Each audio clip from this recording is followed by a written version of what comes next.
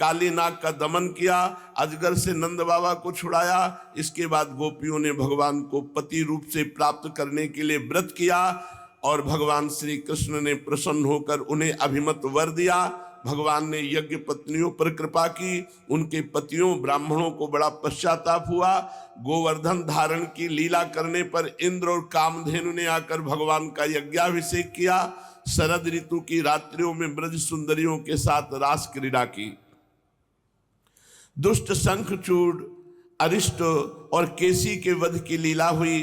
तदनंतर अक्रूर जी मथुरा से वृंदावन आए और उनके साथ भगवान श्री कृष्ण तथा बलराम जी ने मथुरा के लिए प्रस्थान किया। उस प्रसंग पर ब्रज सुंदरियों ने जो विलाप किया था उसका वर्णन है। राम और श्याम ने मथुरा में जाकर वहां की सजावट देखी और कोलिया, पीड़, हाथी, मुष्टिक, चाणूर एवं कंस आदि का संहार किया।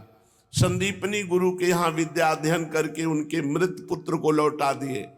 शौनकादि ऋषियों, जिस समय भगवान श्री कृष्ण मथुरा में निवास कर रहे थे उस समय उन्होंने उद्धव और बलराम जी के साथ यदुवंशियों का सब प्रकार से प्रिय और हित किया।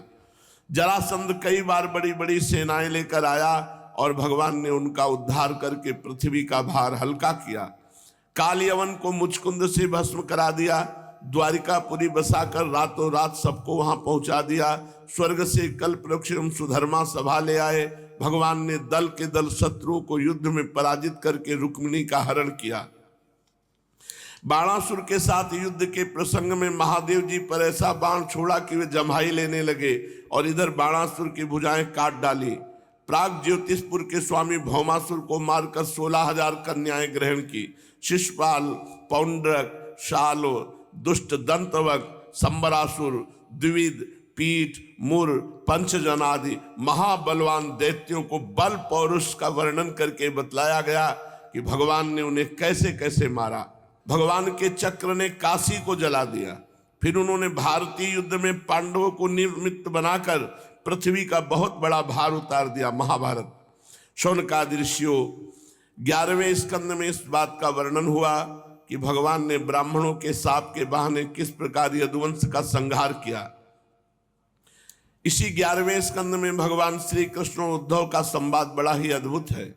उसमें संपूर्ण आत्मज्ञान और धर्म निर्णय का निरूपण हुआ है और अंत में ये बात बताई गई कि भगवान श्री कृष्ण ने अपने आत्मयोग के प्रभाव से किस प्रकार मर्त्यलोक का परित्याग किया।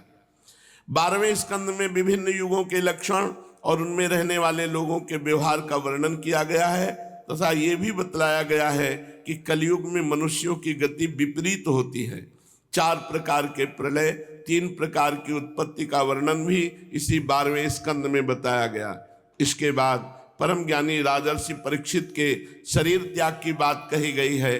तदनंतर वेदों के शाखा विभाजन का प्रसंग आया है। मार्कंडे जी की सुंदर कथा, भगवान के अंग उपांगों का स्वरूप कथन, सबके अंत में विश्वात्मा भगवान सूर्य के गणों का वर्णन है। शौनकादि ऋषियों, आप लोगों ने इस सत्संग के अवसर पर मुझसे जो कुछ पूछा था उसका वर्णन मैंने कर दिया। इसमें संदेह नहीं कि इस अवसर पर मैंने हर तरह से भगवान की लीला और भगवान के पावन अवतार चरित्रों का ही कीर्तन किया है।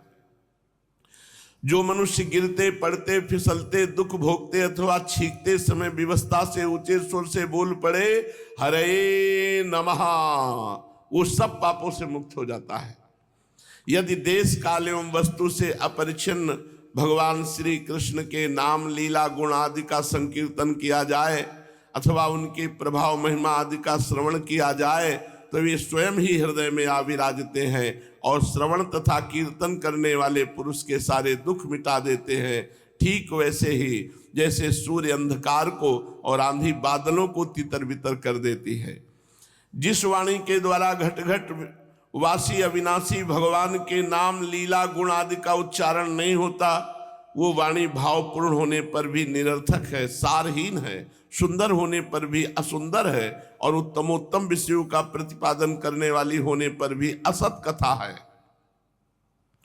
जो वाणी और वचन भगवान के गुणों से परिपूर्ण रहते हैं वे ही परम पावन हैं, वे ही मंगलमय हैं और वे ही परम सत्य हैं।